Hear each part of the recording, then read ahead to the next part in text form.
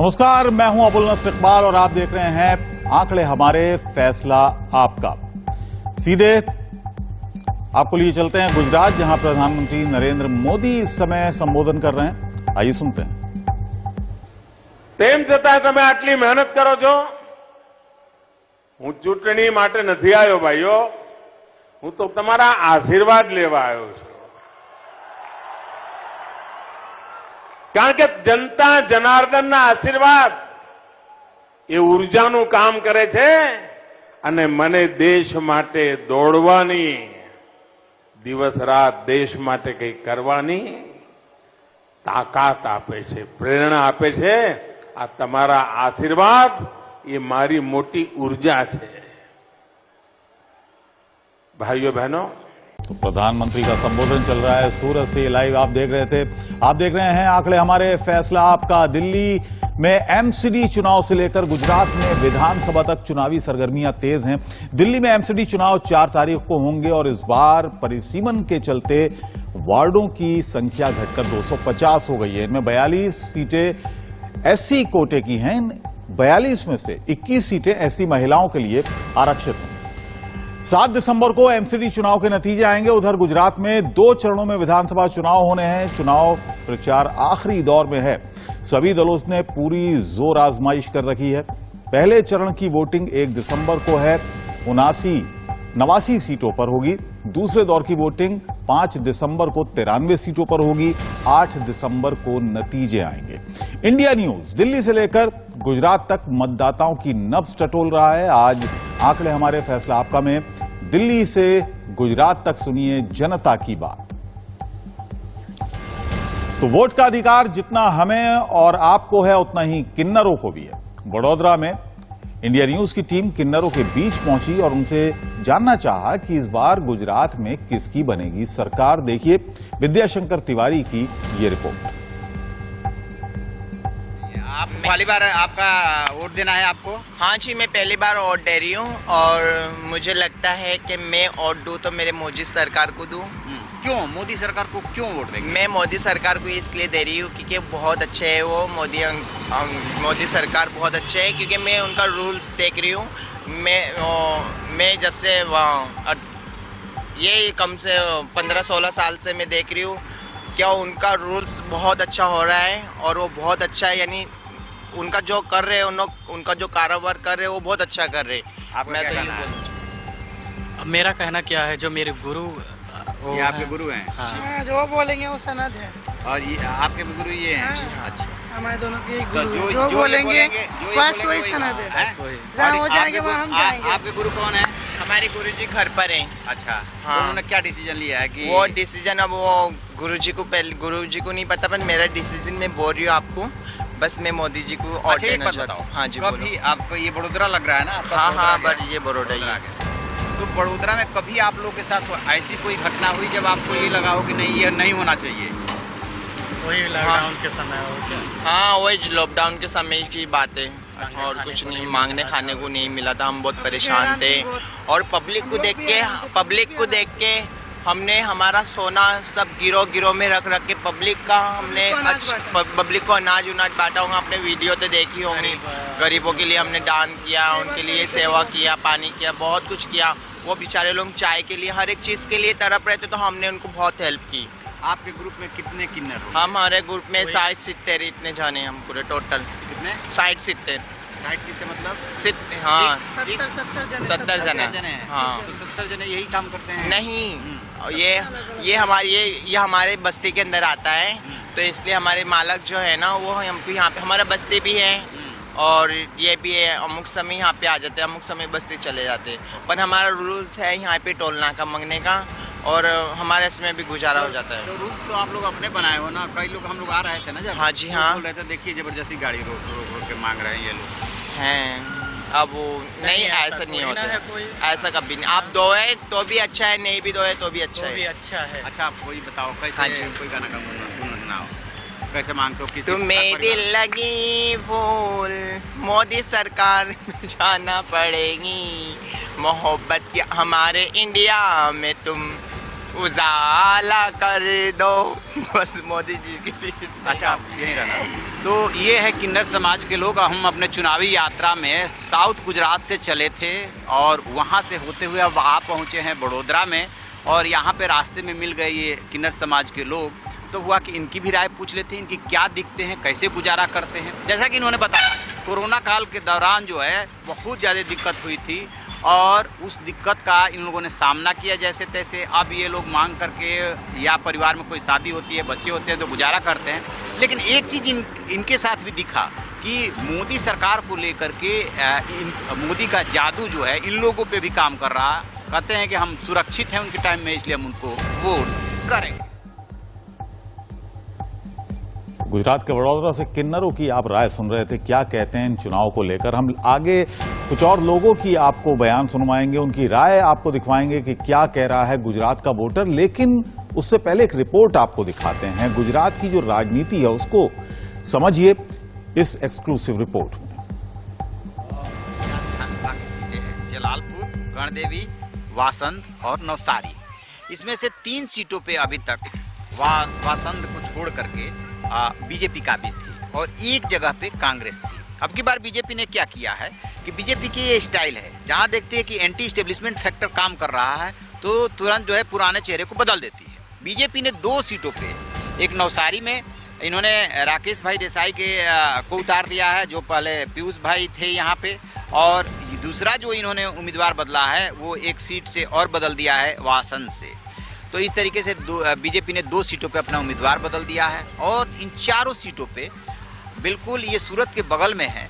इसके बावजूद जो लड़ाई है वो बीजेपी की वो कांग्रेस से दिख रही है, ना कि आप से। जो आम आदमी पार्टी पूरे साउथ सूरत और ख़ास तौर से सूरत में बहुत दमखम से प्रचार कर रही है, बहुत एग्रेसिव होकर प्रचार कर रही है। और उसका मानना ये है कि जो 16 विधानसभा सीटें हैं सूरत की, उसमें से हम जो है 5 जो है किसी भी तरीके से निकाल लेंगे। लेकिन बगल के जिले नवसारी में कोई असर नहीं दिख रहा है। तो मतलब आप ये कहना चाहते हैं कि 4 विधानसभा सीटों में से कांग्रेस जो है पिछली बार 1 सीट निकालने में कामयाब रही थी, लेकिन इस बार वो भी मुश्किल में आती हुई नजर आ रही है। देखिए, अब यहाँ पे सीधा सा सवाल ये है कि यदि बीजेपी से लड़ाई है और तो दूसरे नंबर पे कौन?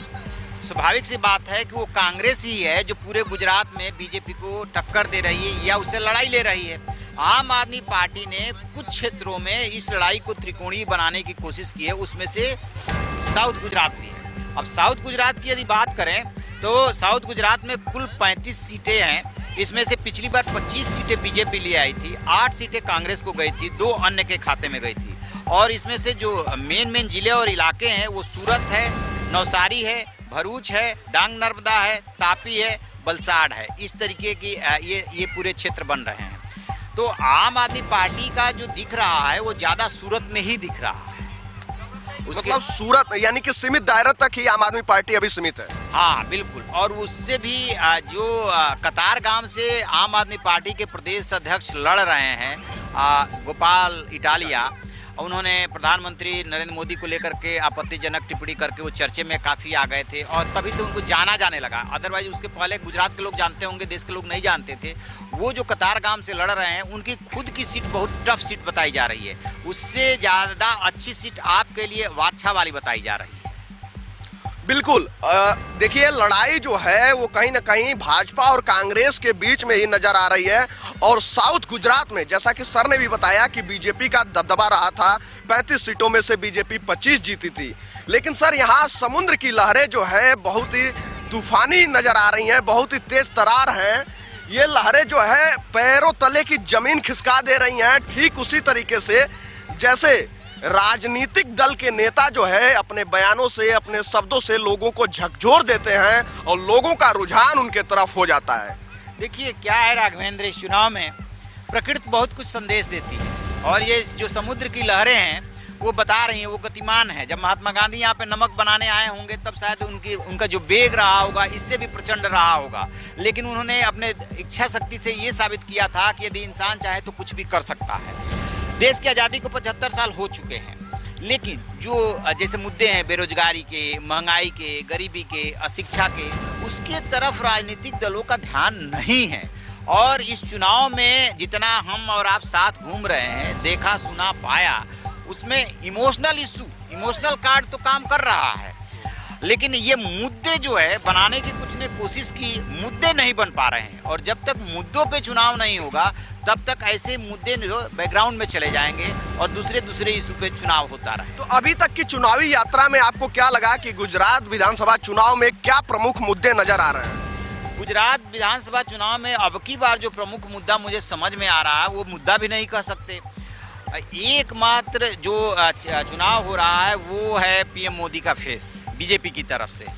आम आदमी पार्टी की तरफ से फ्री बीज, यानी कि मुफ्त में बिजली, पानी, शिक्षा, चिकित्सा, बेरोजगारी भत्ता, महिलाओं को पैसा वगैरह वगैरह की बात की जा रही है, लेकिन गुजरात में उसका उतना असर नहीं दिख रहा है, क्योंकि सूरत और उसके आसपास जो है बिजनेस ये हब है और लोग अपने बिजनेस से मतलब रखते हैं, तो उन्हें ऐसा लगता है कि हम कमा लेंगे। मान लीजिए कि महंगाई का मुद्दा है तो हम कमा लेंगे, लेकिन जो है शांति व्यवस्था, कानून व्यवस्था बेहतर होनी चाहिए, तो उन्हें फ्री बीज बहुत ज़्यादा अट्रैक्ट नहीं कर रहा है। ये मैंने यहाँ आकर के ही देखा कि सामान्य तौर पे क्या होता है कि फ्री की चीज़ें लोगों को अट्रैक्ट करती है, लेकिन उतना अट्रैक्ट यहाँ पे नहीं कर रही, जैसे दिल्ली में हुआ था, जैसे पंजाब में हुआ था, उतना अट्रैक्ट नहीं कर रही है। तो मुझे जहाँ तक लग रहा है कि आम आदमी पार्टी जो चुनाव लड़ रही है ना, वो गुजरात में एक तरह से अपनी जमीन तलाश रही है, किसी तरीके से एंट्री मारना चाहती है। क्योंकि देखा होगा आपने, चाहे दिल्ली रहा हो या पंजाब रहा हो, जहां जहां कांग्रेस कमजोर हुई है उस स्पेस को आम आदमी पार्टी ने भरा है। और गुजरात के इस चुनाव में भी कांग्रेस देर से एक्टिव हुई है, पहले से कमजोर हुई है। अंदाजा लगाइए कि 27 साल सत्ता में रहने के बाद यदि एंटी स्टेब्लिशमेंट फैक्टर उतना काम नहीं कर रहा है तो फिर ये किसकी कमजोरी है? हमेशा विपक्ष का काम होता है कि आप मुद्दों को उठाएं। भैया अभी हम लोग पहुंच चुके हैं भारूच रेलवे स्टेशन पे, आप मेरे पीछे देख सकते हैं, और गुजरात में 182 सीटों पर विधानसभा चुनाव होने हैं। यहाँ की जनता क्या चाहती है, जनता की क्या राय है? 27 सालों से गुजरात में बीजेपी रही है, तो क्या जनता चाहती है? कुछ विकास हुआ है कि नहीं हुआ है? हम यहाँ के लोगों से ही जानेंगे। क्या लगता है आपको? विकास तो हुआ ही है, कौन बोल रहा है कि नहीं हुआ है विकास? अरे अभी तो यहाँ चर्चा कर गए कि नहीं बोला, चाचा को नहीं मालूम पड़ेगा, हमको मालूम पड़ता है कि विकास हुआ है। हाँ, तो भाजपा भी आएगा ना। विकास के बिना थोड़ा नीचे छाव में खड़ा है अपन। ये विकास तो है ही नहीं। ये बताइए, भारूच के लोग क्या सोचते हैं? वोट किसके नाम पर देना है, बीजेपी के नाम पे या फिर मोदी के नाम पे? मोदी के नाम पे। मोदी के नाम मोदी के नाम पे। मोदी के नाम। क्या कर रहे हैं? कमल है नहीं, हाँ। उस पे ये कमल पे अबे कोई भी आदमी खड़ा रह जाएगा नहीं, हाँ। तो आ ही जाएगा। अच्छा, मतलब जो है कमल पे कोई भी आके खड़ा हो जाएगा तो वही आ जाएगा। कौन? मोदी आ जाएगा। मोदी के लिए सब कोई भी आ जाएगा। हाँ, तो देखिए भैया, कह रहे हैं लोग कि कोई भी आ जाएगा तो भी कमल के नाम पे जो होगा वही आ जाएगा। क्या लगता है आप लोगों को, कौन आ रहा है गुजरात में? यार गुजराती आ रहे हैं, और कौन आएगा? गुजराती ही आ रहा है। मतलब क्या, भाजपा, बीजेपी? हाँ, मूड बनाए हैं। अरे उधर आप तो कह रही है सब फ्री कर देंगे। आप तो फ्री देके बिगाड़ रही है ना लोगों को। हाँ। हमको थोड़ी बिगड़ना है। आपकी क्या राय है? पसीने का खाएंगे भीख। हाँ? पसीने का खाएंगे, भीख का दिया हुआ नहीं खाएंगे। हाँ? हाँ। हाँ भैया, कह रहे हैं लोग कि पसीने का खाएंगे, भीख का दिया हुआ नहीं खाएंगे। तो 27 सालों से बीजेपी रही है, कुछ काम धाम हुआ है, विकास हुआ है? काम हुआ है, इसीलिए तो उसमें श्रद्धा ज्यादा है। हाँ। बीजेपी ने काम किया है, इसीलिए उसमें श्रद्धा ज्यादा है हमारी। हाँ। हाँ। और कांग्रेस कहाँ है इस लड़ाई में? कोई है ही नहीं कांग्रेस। कांग्रेस है ही नहीं। कहीं से कहीं तक नहीं है। आप मुस्कुरा रहे हैं, कुछ बताइए आप भी। अरे आप बताइए। देखिए भैया, आप बोलने से कुछ हिचकिचा रहे हैं लेकिन मुस्कुरा रहे हैं अंदर ही अंदर। क्या लगता है? कुछ लगता नहीं, हम तो वोट देके हट जाएंगे बस, दूसरा कोई भी आए। किसको वोट दोगे? वो तो हमारी मर्जी है ना। वो अरे तो वही मर्जी तो पूछ रहे हैं। पर ऐसा नहीं बोल सकते ना कि किसको देना है, किसको देना है। हाँ। वो हमारी मर्जी है, हक हमारा है, हम किसी को भी दे सकता है। कोई तो पसंद होगा। वो तो हमारे मर्जी की बात है, रात में क्या होता है क्या नहीं होता है। मतलब रात में जो माल मिला उस पे वोट पड़ेगा क्या? हाँ, वो तो बात सही है ना। हाँ? रात के माल पे वोट पड़ेगा? क्यों, क्या लगता है, रात के माल पे वोट पड़ेगा? नहीं, ऐसा नहीं, ऐसा थोड़ी चला, ये बिकने वाला नहीं है सब लोग। बिकने वाला तो नहीं है? नहीं, वो कोई बिकने वाला नहीं है। आपकी क्या राय है? इसमें क्या राय बताने की? कौन आ रहा है? तो इसमें ऐसा है तो अभी तो कैसे बोलेगा हम? अरे आप भी तो चाहते होंगे ना, कहाँ बटन दबाना है? नहीं, ऐसा थोड़ी कोई बोलेगा। नहीं बोलेंगे, राज नहीं खोल रहे हैं। देखिए भैया, लोगों की क्या राय है ये आप भी सुन रहे हैं, लेकिन कुछ और लोग भी मौजूद हैं यहाँ पे, उनसे भी जानेंगे कि उनकी क्या सोच है और यहाँ भरूच विधानसभा में किसका दबदबा है। क्या लगता है आपको? नहीं बोलना चाहेंगे? अब की बार मोदी सरकार। मोदी सरकार 27 सालों से बीजेपी है, कुछ काम धाम हुआ है? बहुत बढ़िया हुआ। हाँ? बहुत बढ़िया हुआ। अरे उधर केजरीवाल जो है बिजली पानी जो है सब फ्री दे रहे हैं। वो तो सब बड़ी बड़ी बातें करता है। हाँ? अब की बार मोदी सरकार। मोदी सरकार, तो मतलब वोट जो है वो मोदी जी के नाम पे ही पड़ रहा है क्या? या हाँ? डन। या 110% डन। हाँ? गुजरात के अंदर मोदी सरकार ही आएगी। देखिए भैया, ये तो कह रहे हैं 110%। क्या लगता है, युवा हो, युवा के रूप में क्या सोचते हो? कौन आ रहा है गुजरात में? आम आदमी पार्टी। आम आदमी पार्टी। क्या चुनावी मुद्दा होना चाहिए? अब ये सब चुनाव का तो पता नहीं है, अपन हाँ? मैं तो यूं ही देखना चाहूंगा कि आम आदमी पार्टी आए। क्या अच्छा लगा आम आदमी पार्टी का?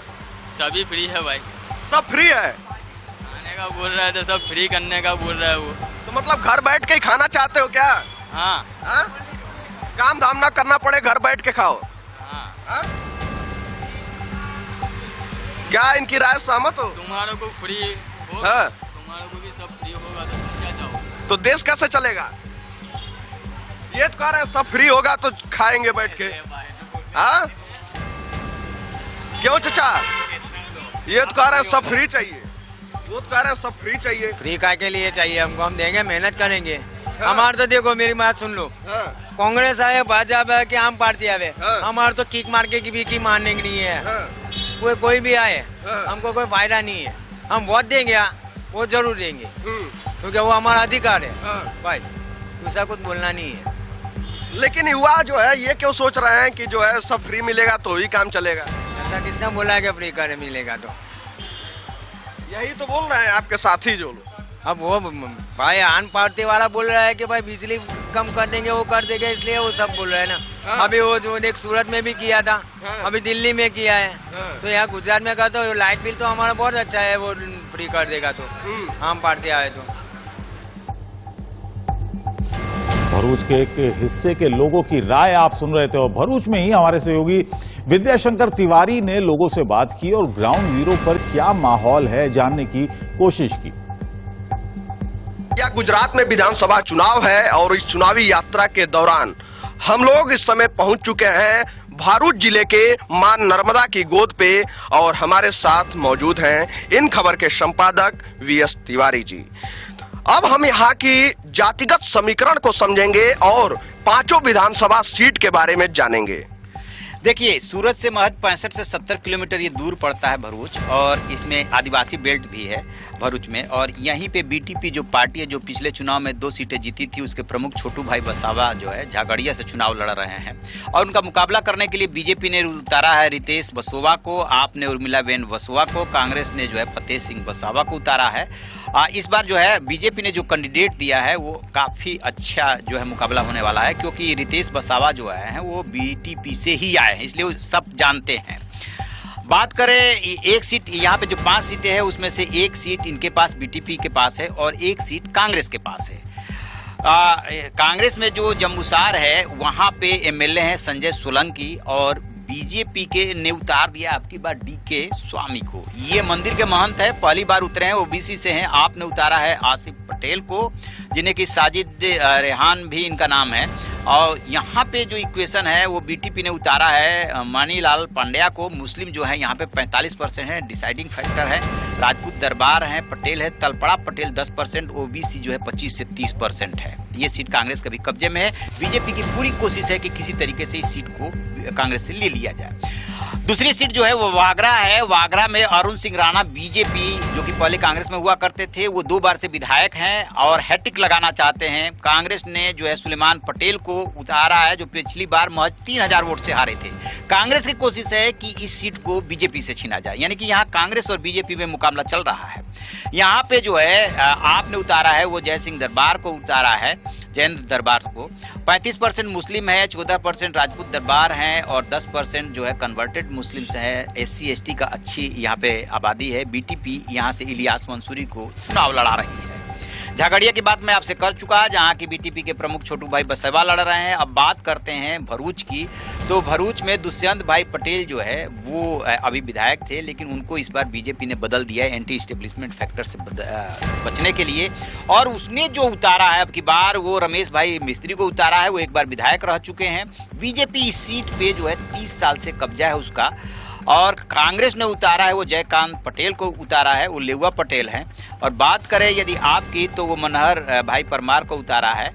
तो इस तरीके से यहाँ पे OBC और मुस्लिम फैक्टर काम कर रहा है, ये जो कि 25% के आसपास बैठते हैं। और मतलब ये इस सीट पे OBC और मुस्लिम जो है काफ़ी मायने रखते हैं। लेकिन जो सबसे दिलचस्प मुकाबला हो रहा है वो हो रहा है अंकलेश्वर में। अंकलेश्वर सीट बीजेपी के कब्जे में है। अभी यहाँ पे ईश्वर सिंह पटेल बीजेपी के विधायक हैं। इनके पिता नाठू भाई पटेल भी जनता दल से 2 बार यहाँ विधायक रह चुके हैं। तो इस तरीके से बीजेपी 4 बार से यहाँ पे विधायक है, 90 से ये सीट उसके पास है। लेकिन कांग्रेस ने यहाँ पे चाल ये चल दी है कि इन्हीं के छोटे भाई वल्लभ भाई पटेल को उतार दिया है अपना कैंडिडेट, और मुकाबला हो गया है 2 भाइयों के बीच में। आप जो है वो अंकुर पटेल को ले आई है, वो तलपड़ा कोली पटेल हैं। और ये इनका जो है तलपड़ा पटेल का जो है 65% यहाँ पे है वो, और OBC 20% के आसपास है। SC ST 15% है, सवर्ण 10-15% है। तो इस तरीके से यहाँ पे तलपड़ा पटेल में मुकाबला हो रहा है। और तो ये रिपोर्ट आप भरूच से देख रहे थे। अब आपको सूरत लिए चलते हैं। सूरत में साधु संतों के बीच इंडिया न्यूज की टीम पहुंची और उनसे भी जानना चाहा कि सूरत में किसकी हवा है। आपको बता दें कि सूरत 12 विधानसभा सीटों को कवर करता है और इस लिहाज से सूरत काफी अहम है। आज PM मोदी ने भी सूरत में रोड शो किया, तो केजरीवाल ने भी सूरत में आज रोड शो किया। देखिए, इतने अहम सूरत में साधु संतों की नजर में जीत किसकी पक्की होने जा रही है। गुजरात चुनाव की अगर बात करें तो महज 4 दिन जितना समय बाकी है और उसके बाद 5वीं तारीख को दूसरे मतदान के लिए लोग आगे बढ़ेंगे मध्य गुजरात और उत्तर गुजरात में। लेकिन इन सब के बीच में अब जबकि 10 दिन से कम दिन का समय है, सूरत के अंदर आज ही बताऊं तो एक बाजू आम आदमी पार्टी अपना जोर शोर लगा रही है, कांग्रेस अपने हिसाब से मेहनत करी है, वहां बीजेपी ने कारपेट बॉम्बिंग यानी सारे सेंट्रल लीडरशिप, सारे बड़े नेता को गुजरात में उतार दिया चुनावी मैदान में। सबसे पहले अलग अलग साधु संतों से शुरुआत करते हैं। नमस्कार, आपका बहुत बहुत स्वागत है। इस बार के चुनाव में जो कहीं ना कहीं धर्म बीच में है और कहीं ना कहीं आध्यात्मिकता बीच में है, इनके पीछे कौन जिम्मेदार आपको लग रहा है और कौन वो नेता है जो कहीं ना कहीं लोगों को धर्म से जुड़ के विकास की एक नई परिभाषा दे रहा है? बहुत अच्छी बात है। महंत श्री बटुगिरी जी अटल आश्रम सूरत। मित्रों, यही बात कहना चाहता हूँ मैं कि सतयुग के अंदर भगवान राम जब वो भी एक राजा थे और राज संचालन करते थे, लेकिन वो भी उसका गुरु के पास, वशिष्ठ के पास जाकर राज का संचालन की सलाह लेते थे। वैसे हमारा यहाँ का जो PM है, आज भारत के जन जन संख्या के अंदर, हृदय के अंदर स्थान है उनका, और आज साधु समाज भी उनके साथ है, देवी देवताओं का भी साथ है। आपने बताया सतयुग में भी ऐसे राजा थे, लेकिन ये तो कलयुग है और कलयुग की अगर बात की जाए तो यहाँ अपने स्वार्थ के लिए कुछ भी करने को तैयार है। आप क्या मानते हो, इस कलयुग में सतयुग जैसा वातावरण तो नहीं हो सकता, लेकिन कहीं ना कहीं एक अच्छी विचार सरणी अगर लोगों तक पहुंचाई जाए वो भी अपने आप में बड़ी बात होगी। तो सूरत से आप जिगर की ये रिपोर्ट देख रहे थे और आपको सूरत ही लिए चलते हैं जहां प्रधानमंत्री मोदी का भाषण चल रहा है। आइए सुनते हैं। वोट बैंक के भूखे लोग अपीजमेंट की राजनीति करने वाले लोग देश की सुरक्षा के लिए, देश के लोगों की सुरक्षा के लिए अपनी वोट की लालच में कभी भी कड़ी कार्रवाई नहीं कर सकते भाइयों। અને એટલા જ માટે સુરતના અમારા જવાનીઓને ખાસ કહેવું છે કે આ બધાથી ચેતતા રહેજો સાથીઓ। અને જે તાકાતો 2002 થી ગુજરાતને નીચું પાડવા માટે ષડયંત્રો કરી રહી છે, એ નવા નવા રૂપમાં આવતી રહી છે, એમને ઓળખવા જરૂરી છે। આ એ જ લોકો છે. ગુજરાતને શાંતિ જોઈએ, એકતા જોઈએ. ગુજરાત પ્રગતિ કરવા માંગે છે, વિકાસની નવી ઊંચાઈઓ સર કરવા માંગે છે, અને એના માટે વાતાવરણ ભારતીય જનતા પાર્ટીની સરકારે ગેરંટીપૂર્વક પૂરું કર્યું છે. ભાઈઓ, ભારતના તેજ વિકાસ માટે, ભારતના ગરીબોને સશક્ત કરવા એ પણ એટલા જ જરૂરી છે. આજે ભારત ગરીબોના સશક્તિકરણ માટે અનેક મોટા પાયા પર અભૂતપૂર્વ કામો કરી રહ્યું છે. ગયા 8 વર્ષમાં 40 કરોડ ગરીબોના બેંક ખાતા ખોલ્યા. સાથીઓ, કોરોનાની આટલી મોટી ભયંકર મહામારી, 100 વર્ષમાં ન આવ્યું એવડું મોટું સંકટ, આ સંકટમાં પણ ગરીબોને આપણે ભૂલ્યા નથી. ભાઈઓ, એના ઘરમાં ચૂલો સળગતો રહે ને એની ચિંતા કરી છે. કોરોનાના કાળમાં મફત વેક્સિન, આટલા ટૂંકા ગાળામાં મફત વેક્સિન પહોંચાડ્યા, અને અમેરિકાની કુલ જે સંખ્યા છે, અમેરિકાની કુલ આબાદી, એના કરતા 4 ગણા ડોઝ આપણે ભારતમાં આપ્યા છે. ભાઈઓ, આજે ભારત લગભગ 3 વર્ષથી 80 કરોડ ભારતના નાગરિકોને મફતમાં અનાજ આપી રહ્યું છે. મફતમાં અનાજ આપી રહ્યું છે. ભારત સરકાર આ મફતમાં જે અનાજ આપીએ છે ને, એની પાછળ 3 લાખ કરોડ રૂપિયાનો ખર્ચ કર્યો છે. ભાઈઓ, 3 લાખ કરોડ રૂપિયા. સુરત વાળાને તો ખબર પડે 3 લાખ કરોડ કોને કહેવાય. तो खबरों में आगे बढ़े उससे पहले